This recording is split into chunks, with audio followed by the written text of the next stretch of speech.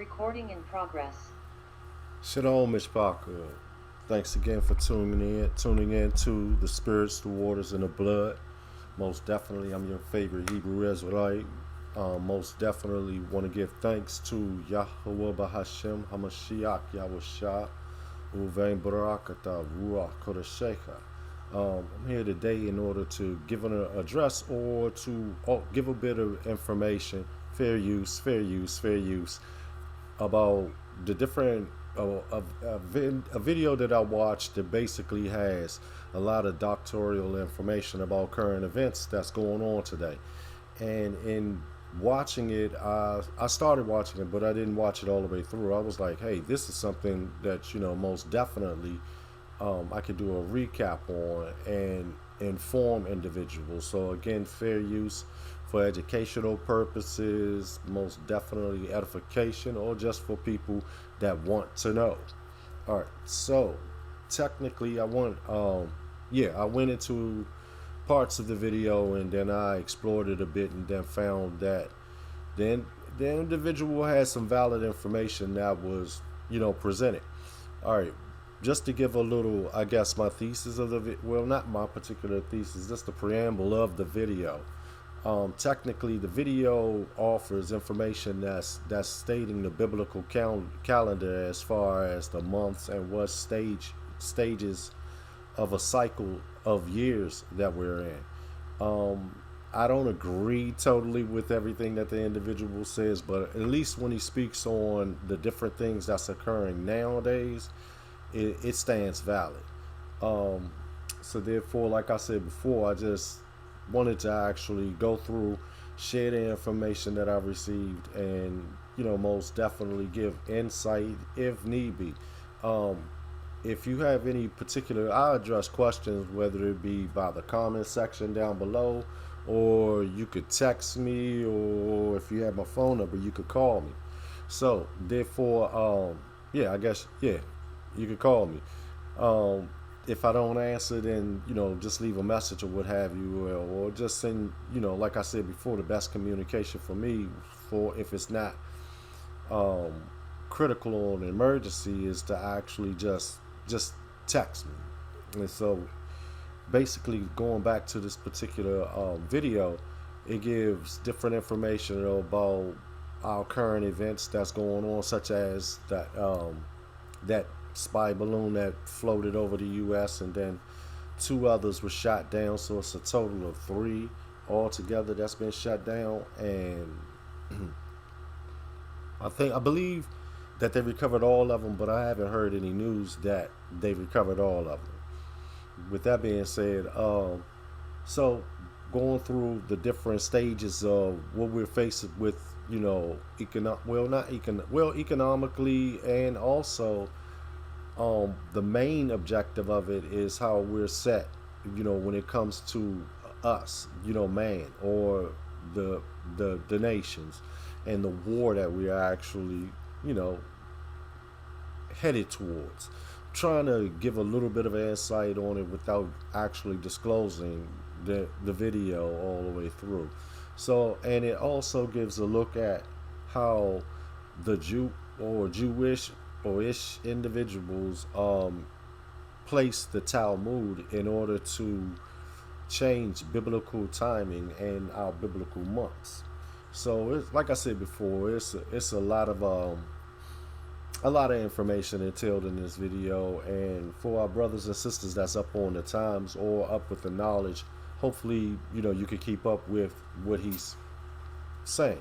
And if you can't, then like I said before, please, while you taking the time out, because it's free, you leave me a comment, I'm not going to charge you for it. You like the video, I'm not going to charge you for it. If you pass it on for Yahweh's word, his way, and his truth, then bless you, barakatah, most definitely mishpacha. So with that being said, fair use, fair use for edification and purposes of an enlightening our people. It's somewhat the same thing, but it's not. Why is this always up here? Oh, okay. So let's go.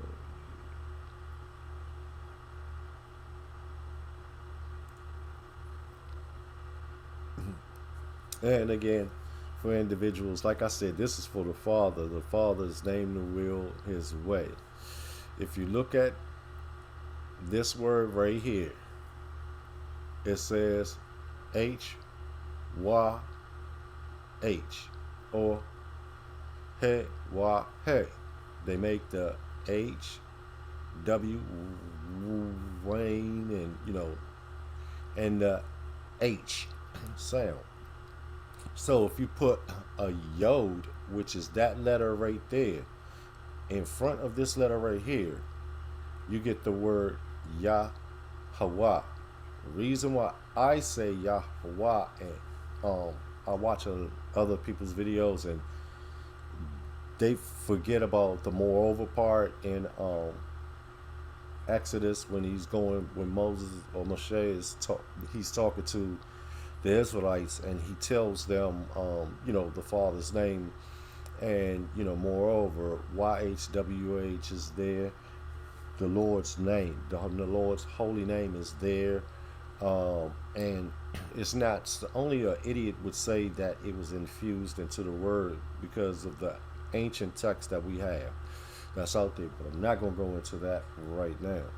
But if you put a yod, which makes the Yah sound, in front of this word, well, Hebrew is read from right to left, so in front of this letter, which is the He, we can all agree that the yod says Yah, even where, not unless you just calling the Bible or the word a lie, that says Yah. And when you put it here, Yahweh and Yahweh, let's pause it right there and let's go right here. One of these root words, Hawa, that's Hawa and Hawa,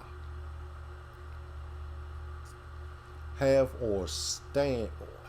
one strand of one root. One strand of one root is Hawa. Yahweh. Okay, I mean, you with me? This is of the Father's word right here. Really, if now unless you're calling the Father, his writings a lie. All right, one of these roots, Hawa, or one strand of the one root, Hawa, is in fact the verb Haya. It is in fact the verb Haya. Is in fact the verb Haya. In an older spelling. In an older spelling. And then it goes on. You can look it up for yourself, and you could actually see the different individuals or their theologies on those three letters of the Father's name, YHWH, associated biblical names, and basically YH Yahweh Shalom, Yahweh Shalom. All right, so anyway, like I said before, take the time out to be educated before you get on this microphone preaching to people and getting their money. And you can't even get the name of the Father correct. I mean, technically, you can't even get the name of the Savior correct because some people call him Yeshaya. When a Yeshaya is the name of Isaiah. Really? I mean, I guess I could kind of understand because you stop at the first verse and say, that's the Father name, Ahaya Ashahaya. Nowhere in the Bible does he walk in the room and say, look, Ahaya is here. But everywhere in the Father, now unless you call in the Father's word a lie, then if you are and all you talking about that it's been rewritten, then won't you just throw the book away? Since you're going to justify your ego won't let you get past what the Father's name is. But all right, I won't rant on about that. Let's go ahead and start this right here. And most definitely, like I said before, take the time out to like, share, subscribe, support the Father's Word. It's free. I'm not asking for donations or anything like that. You ain't got to show the preacher no love. Most definitely, if you have any questions or commentary on the video that you witnessed, please leave me your thoughts down in the comment section, and then most definitely I'll address them. With that, I'd like to say I hope everyone had a blessed Shabbat, and most definitely Shalom Aleichem Mishpacha.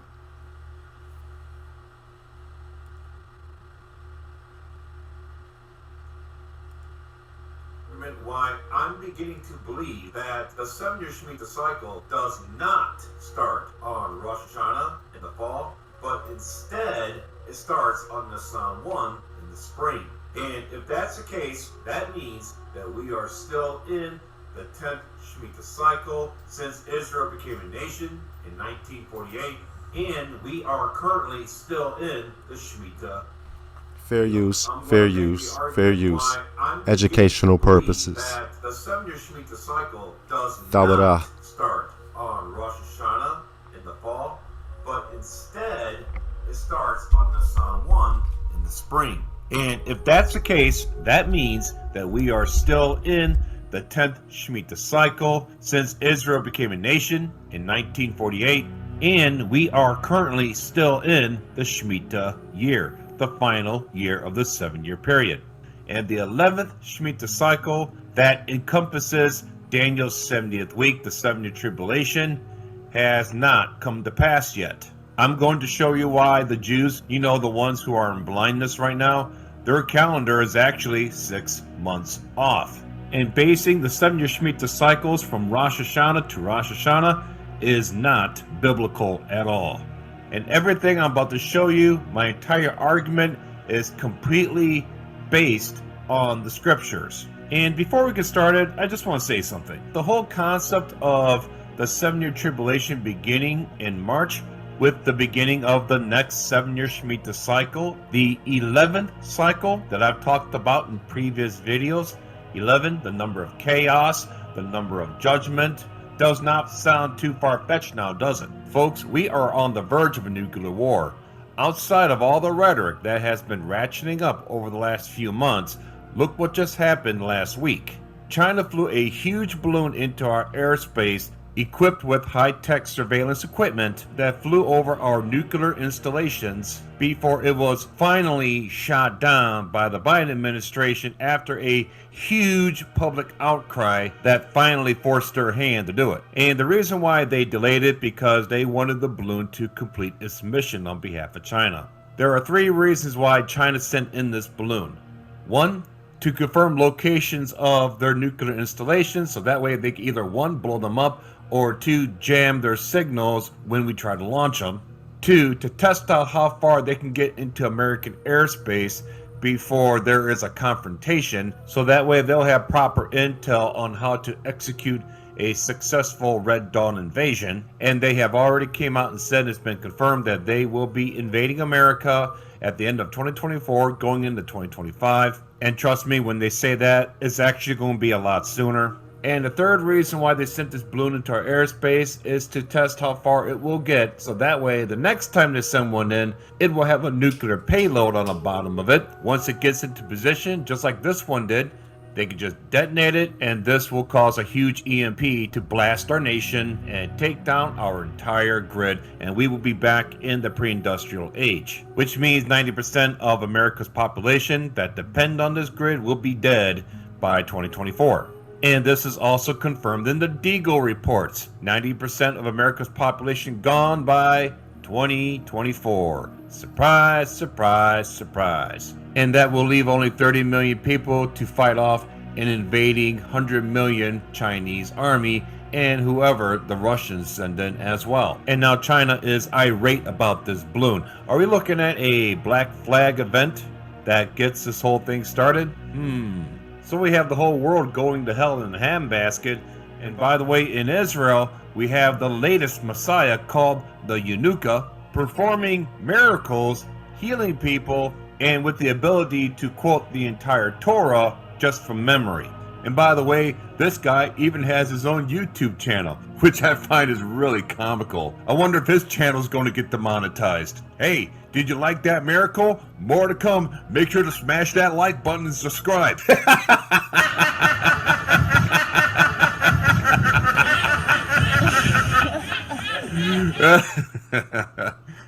Not much of a Messiah, is he? If this is Satan's answer for a Messiah, this is going to be one crazy ride. And that's just the tip of the iceberg, folks. You know that. We're all watching. And do you really think we can keep the lid on this powder keg that's extremely unstable right now for another 6.5 more years? NATO has already backed Russia into a corner. When you back a dog into a corner, she's going to bite. And in this application, the dog is a bear, who is Russia. And this bear in the Bible says it will devour much flesh. And what better way to devour much flesh in a short period of time than with nuclear war? The world can sustain this for another 6.5 more years. So with all that being said, could it be that the next 7-year Shemitah cycle, the 11th cycle, which contains the 7-year tribulation like I talked about before, which we thought was supposed to start at Rosh Hashanah on September 27, 2022, actually does not start until March 22nd, 23rd, Nisan 1 of 2023. And you're going to say, you know what? At this point in the game, I'm open. I want to go home. I need to be encouraged right now. I really don't like the idea of having to wait till 2029 for the end of the Shemitah cycle to start a new one. So what do I got to lose? So Bob, I'm not going to shout you down in the comments section until I watch this video all the way through. Because if you tell me I'm wrong right now, I know that you didn't watch this whole video. In fact, if you think I'm wrong, please, after watching the whole video, put in the comment section, tell me why the head of the year, God's true calendar, starts at Tishri, Rosh Hashanah, and that should be the beginning of every year, especially when we are addressing Shemitah years and the 7-year cycle. And you have to include scriptures that validate your point. I guarantee you're not going to find any. Now, just to let you know, it was hard for me to accept this. I know how you feel. I felt the same way, but this is what I found. So without no more further ado, let's get into it. Now, let's establish, according to Scripture, 1, what is a year according to Scriptures? When does it start and when does it end? 2, what is a biblical group of years according to Scriptures? Which is obviously the 7-year cycles. And 3, what are the instructions God gave Israel to execute during the biblical year and the 7-year cycle? Now, number 1, what is a year to God according to Scriptures? Exodus 12 verses 1 and 2. Now listen up. This is the only time in the Bible where God defines what a year is, when it starts and when it ends. And the Lord spake unto Moses and Aaron in the land of Egypt, saying, This month shall be unto you the beginning of months. It shall be the first month of the year to you. This month is known as the month of Abib, also known as the month of Nisan, which always begins in the month of March, right around the spring equinox, March 21st, right before the beginning of the spring feast, starting with Passover. So it starts on the first day of the month of Nisan, and it ends 12 months later on the last day of the month of Adar. There are no other instructions throughout the whole Bible defining what a year is to God, when it starts and when it ends. This means any other calendar that was implemented by the Jews, if it's not found in the Bible here, it was a calendar that they came up with, not God. So with that being said, which calendar do you think God is using to separate 7-year cycles, or to dictate the beginning and the end of Daniel's 70th week? His calendar or man's calendar? Now, this took a lot of research, took me a while to do this. I blue lettered the crap out of the whole Bible researching all of this to make sure there wasn't another secondary calendar that God establishes with the Jews outside of this first calendar that he establishes in Exodus 12 verse 2. Now, I'm not the only one that thinks this. I'm beginning to find out that there are a lot of brothers and sisters in the Lord, other watchmen like myself, that are beginning to accept this concept.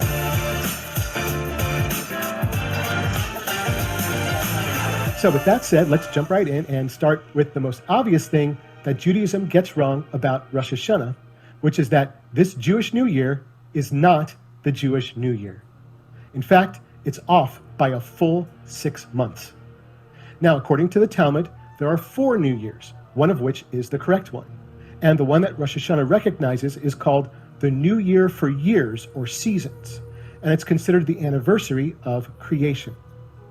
Rosh Hashanah marks the beginning of Judaism's annual civil calendar, by which years are numbered, and when the Talmud says was the time for collecting tithes and set as the beginning of the Sabbath and Jubilee years.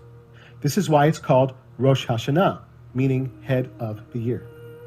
But there's something a little funny about this so-called head of the year, because unlike what you would expect with a new year, that it would fall on the first day of the first month of the year, Rosh Hashanah falls on the first day of the 7th month of the year. And while Judaism has its reasons for reckoning the counting of years according to the middle of them, the scriptures clearly and only tell us to count years according to the beginning. As it says in Exodus chapter 12, verse 2, "This month shall be to you the beginning of months, it shall be the first month of the year to you." So while Judaism starts its year with the observance of Rosh Hashanah in the 7th month in autumn, the scriptures say to start the year, obviously, in the 1st month, just 2 weeks before the big springtime event of Passover. Biblically speaking, there's no command to celebrate the new year other than to recognize the first day of the 1st month just like you would every other month. There's no scriptural evidence whatsoever that there are 2 New Years or 4 New Years, much less that the God-instituted calendar begins with the month in the middle.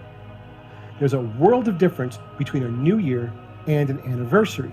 So to consider Rosh Hashanah the Jewish New Year is to wreck the entire rhythm of how God wants Israel to reckon time. So there you go. According to the entire Word of God, God never gives the Jews any instructions or commands to follow any other calendar except the one he established in Exodus 12 verse 2, where the year begins on Nisan 1. Nisan 1 is the head of the year, period. Now, with that being established, let's move on to what God considers a perfect grouping of years. And evidently, this is where the 7-year cycles come in, which is point number 2. What is a biblical group of years according to scriptures? Now, I just read to you Exodus 12 verse 2, but within that same book, just 11 chapters later, God establishes the parameters of a perfect group of years and the instructions of what to do during those years, which will also address point number 3. What are the instructions God gave Israel to execute during the biblical year and the 7-year cycle? So Moses probably received all of these instructions within the same hour or at least during the same day, not 30 years apart, where the Jews could get in there and start messing things up. Exodus 23 verses 10 and 11. "And 6 years thou shalt sow thy land, and shalt gather in the fruits thereof. But the 7th year thou shalt let it rest, and lie still, that the poor of thy people may eat, and what they leave the beasts of the field shall eat. In like manner thou shalt deal with the vineyard and with thy olive yard." So at this point, God has established what a year is to him, when it starts, when it ends, and he has established what a proper grouping of years is, and that is a 7-year period. The words 7th year are used 18 times in the Bible, and 5 of those 18 times it is used to address the 7th year of a 7-year cycle. And just to reiterate, these 7th years were based on the 7-year cycle according to the calendar I just showed you. God's calendar, no other calendar. So, the 7th year, what is it? The sabbatical year, the year of rest, the year of release, release of all debts and slaves, the Shemitah year. And that is what Shemitah means. It means sabbatical, it means rest, it means release. Now, you're not going to find the word Shemitah in the KJV English Bible. Instead, it's called the year of release according to Deuteronomy 15:9 and Deuteronomy 31:10, the final year of a 7-year cycle. I think you get it. Now, the next time God gives Israel instructions about dealing with these years and these groups of sevens of years is in the book of Deuteronomy, starting in chapter 15, verse 1. And at the end of every 7 years thou shalt make a release. And this is the manner of the release. Every creditor that lendeth aught unto his neighbor shall release it. He shall not exact it of his neighbor or of his brother, because it is called the Lord's release. And then it goes on to talk about it more in verse 9, where God gives more instructions dealing with the final year of release. So now to the main point of this video. Where are the instructions God gives us that says Rosh Hashanah, Feast of Trumpets, Yom Teruah begins the new year? Absolutely nowhere.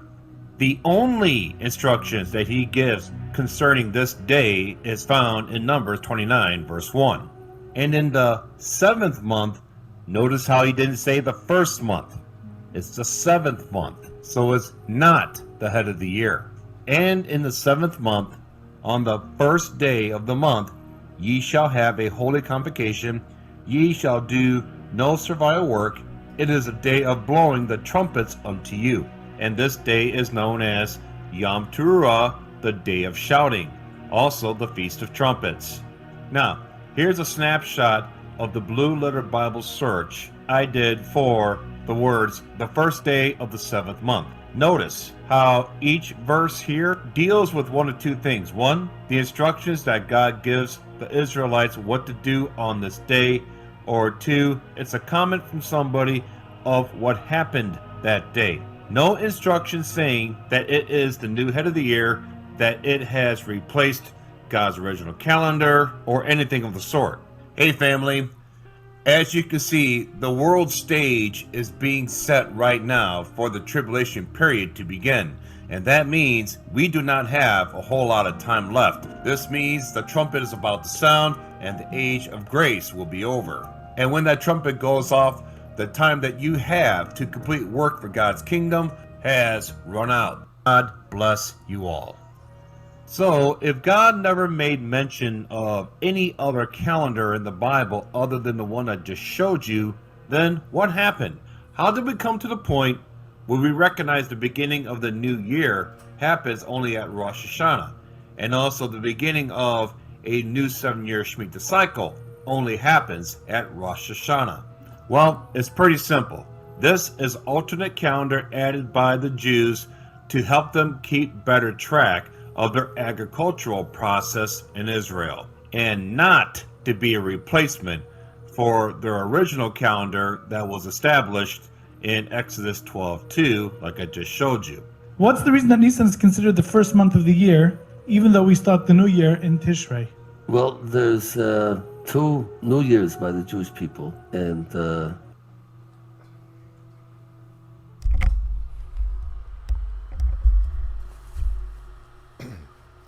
I just want to say, this is most definitely an area of my expertise. Right here, he's about to give the explanation as to why they have the added years or the new first years. First thing I want you to notice is that look at his disposition, his whole body, when he's giving or telling the truth according to the word. Watch his whole body. And like I said again, this is an area of, my expertise.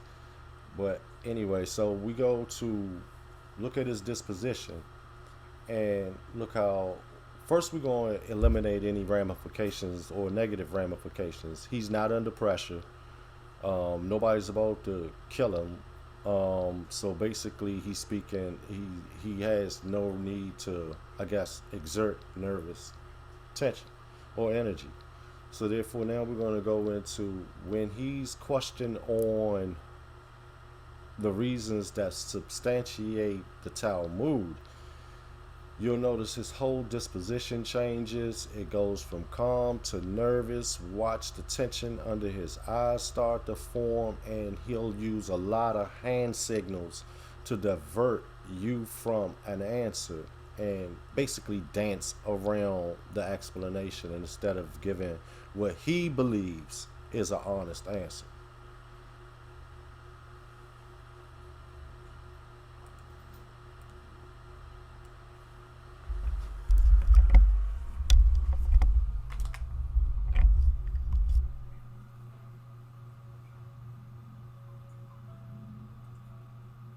Reason The reason that Nisan is considered the first month of the year, even though we start in Exodus 12:2, like I just showed you.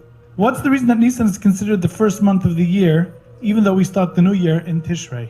Well, there's 2 New Years by the Jewish people, and the reason why we start in Nisan is the Torah says this is the first of the month. The Torah says that. We read it in the portion last week in Shabbos, Parashat HaChodesh, because the Jews left Egypt and they became a nation in Nisan, and that's why we consider the first month of the year, because that's when we started. We got to start in Nisan. The Jews left Egypt in Nisan, then they traveled for 49 days and got to turn Mount Sinai, and but it all started with going out of Egypt, which is in Nisan. So therefore we considered that the first month of the creation of the Jewish nation.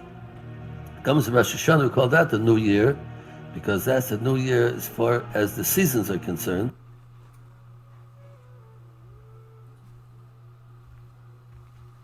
And again, like I said, fair use, fair use, fair use. Watch his disposition change as he explains.